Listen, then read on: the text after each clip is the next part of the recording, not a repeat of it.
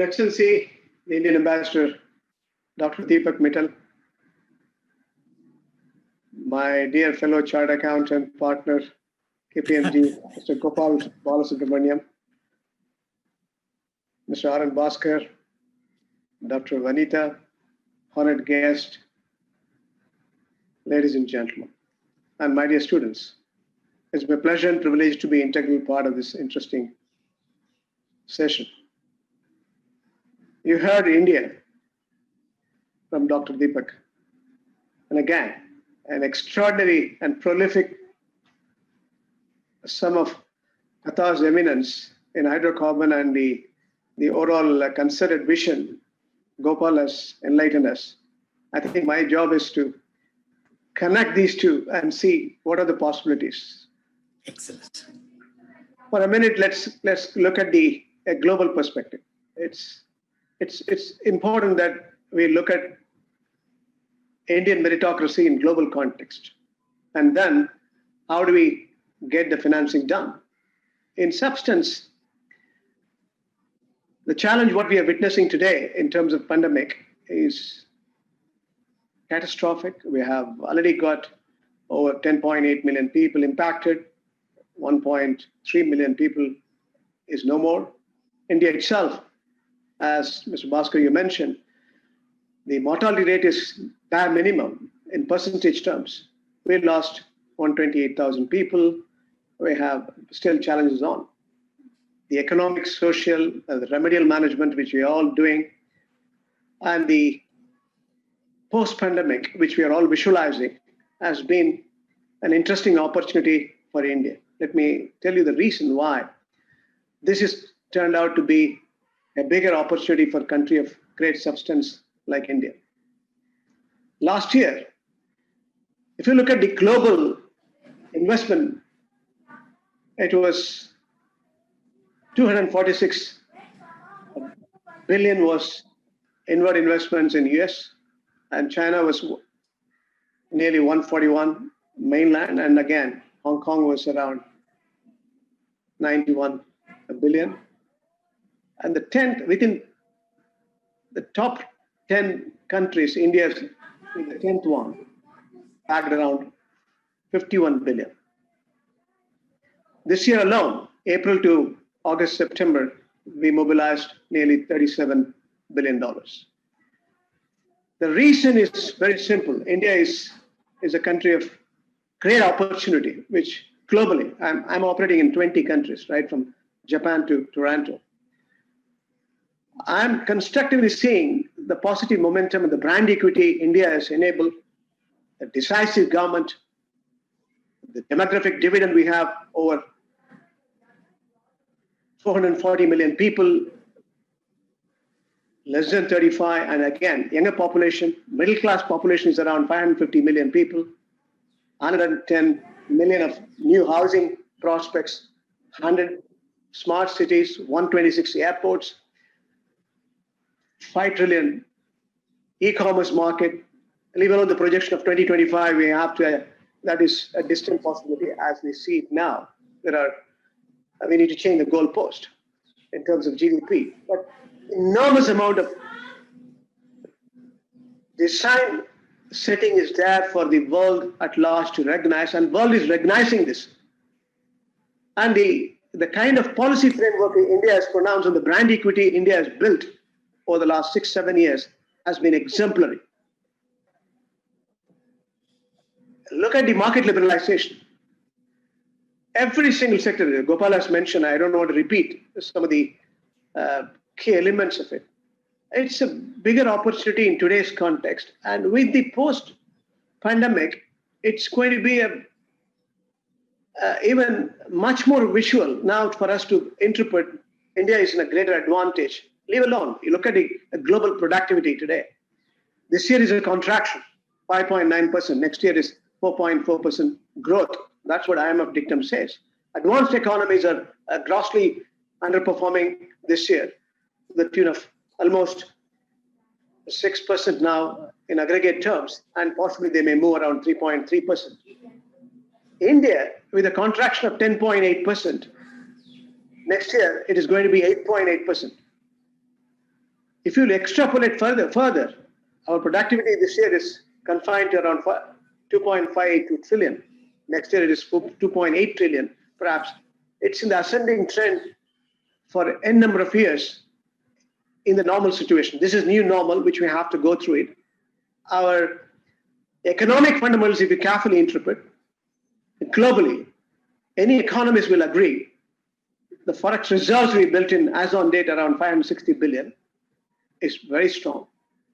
That's a great supplement energy for us in case of a fiscal deficit. Fiscal deficit itself is measured and managed extremely well. The gross debt to GDP has been managed very well. So if you look at the fiscal consolidation next year, it's not deficit. It's not going to be more than 3.5%. As the ambassadors mentioned, competitive offerings in terms of business is going to be 43rd in terms of ranking. We are moving up in the value chain. That's what we need to recognize. Leave alone this interruption, major disruption. This is normal for everyone in an abnormal situation. The challenges which we have administered, both the fiscal side as well as the monetary policy, has been prolific. The percentage of fiscal outlay which they earmarked in the earlier Atmanirbhar program, 10% of GDP, is quite meaningful. And today's announcement again is a value addition for us to stimulate and achieve the semblance of recovery which we are seeing of late. Leave alone one exception, the second quarter, which we have to have a big nosedive. Now, there is a possibility in building the finance. Now, as an institution, I've been operating since 2003, 2004 onwards. I have given multi-billions to financial institutions when I didn't have a license. When it comes to retail, I used the Indian banks to be my counterpart, and I housed them here. And I managed to support individuals as well as institutions, or Indian corporates as well as individual institutions here as well as in India through Axis Bank. In the last 5 years, my experience has been exemplary. It's very good. I don't have bad books. Gopal is my signing auditor from KPMG.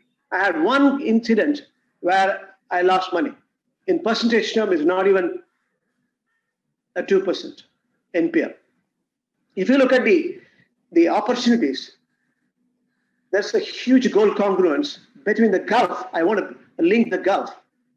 The setting up a possible GCC Gulf Development Bank. When the ambassador was here on August 12th, when I first met him, I gave this value proposition. The balance of payments, as His Excellency has mentioned, is all tilting towards the Gulf states. Now, that's on account of energy security India needs. India is importing oil, gas, and petrochemicals from the Gulf. And Qatar itself is 11 to 12 billion. If we can set up, for example, $500 billion, 500 billion capital, paid up capital, a bank, GCC, Gulf India Development Bank, like we have BRIC Bank. That's an opportunity. Convert the debt into equity, and 500 billion is a paid up capital.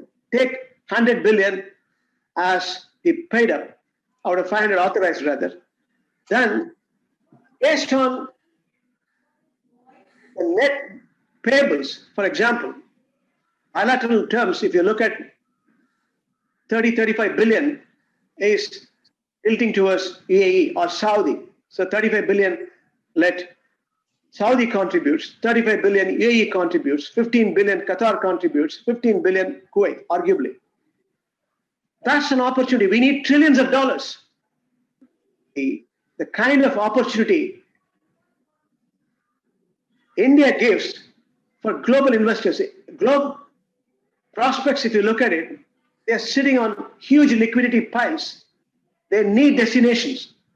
That's why it's all tilting towards fixed income securities in one direction. Today, the financial markets are gambling grounds. That's on account of the uncertainty. But here is a country which has got a foreseeable prediction in terms of economic indications, which is going to be huge in terms of sustainable value creation, and definite possibility to set up this GCC Development Bank and channelize, which we need multi-trillion. We need multi-trillion to invest in the priority sectors with an exit strategy. Ambassador has already mentioned this. If you put this money into India with a clear return, it is an opportunity. Yes. It's a huge opportunity, and Gulf can afford to do that. We are talking about 6.6 trillion global sovereign funds, 2.2 trillion lies in the Gulf. Qatar itself is managing nearly $300 billion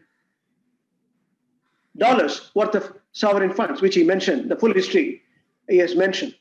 Sovereign, multiple sectors, multiple countries they have invested, whether it is UK, whether it is Germany, whether it is automobile, whether it is banks. You have seen Qatar diversification as a structured solution has done. Qatar is going to grow. Investable surplus is going to come. We are going to generate nearly 6 million barrels of oil by 2027. That's why he said it's going to be scaled up from 77 to 127 million metric ton. The investable surplus needs to be consumed.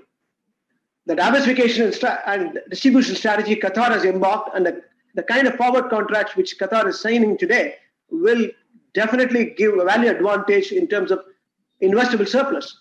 This surplus can be invested in India. The proximity, the human capital India has invested in the Gulf is an opportunity for us to take it. Number two, another value proposition we also have to, with my experience with individuals, there are Indians who are doing huge business. We invested a lot of money in them. They are doing business here. They are doing business in India. They are a great success story in the Gulf. There are one or two failures. That's apart. They have showcased enormous amount of resilience and sustainable value creations between these two blocks. Institutions also, Shapoorji or Voltas or Tatas, or Punch Lloyd, they have value creations over the period of time in terms of trade or contract. There are huge amount of success they have demonstrated in the Gulf states, and I'm the financier for many of them. Even small and medium-sized entrepreneurs, my experience has been prolific. Thousands of Indian corporates are doing business with me in Dubai, Abu Dhabi, Kuwait, here. And we are supplementing additional advantage with our branch network. I'm seeing a bigger possibility setting up a GCC NRI bank again, one at a corporate level, a G2G, taking the sovereign funds, taking the NRI base, NRI fund, for example, let us set it up $10 billion worth of a bank again, GCC NRI bank, and $5 billion paid up to start bare minimum. And again, 50% can come from sovereign funds or G2G, they can put. 50% can come from NRI investors. It's easy. Today, looking at the overall, the investment opportunities in global terms and India, the Gulf Indians are predominantly, they're going back home. We are Indian citizens. We have over 30 million people across the globe. We know. So can I come back to you? Just 5 minutes. So this is an opportunity for us to relish as well. So we can create this opportunity again as a conduit in real terms between these two blocks at an individual level as well as institutional levels. If you think on these two dimensions, connectivity is visible, opportunity is a win-win business model, trade or investments, banking can play intermediary role, professional intermediary role to augment this contribution. What is important today, India is promising, India is a future for the world economic engine. India is stable and functional and decisive. The economic policies are growing in the right direction. There are enablers for us to see through. India is going to be arguably the country of great substance and substantive compliance. Here is the value proposition which we need to utilize. With these words, I will limit myself. I'll answer the questions, whatever that comes.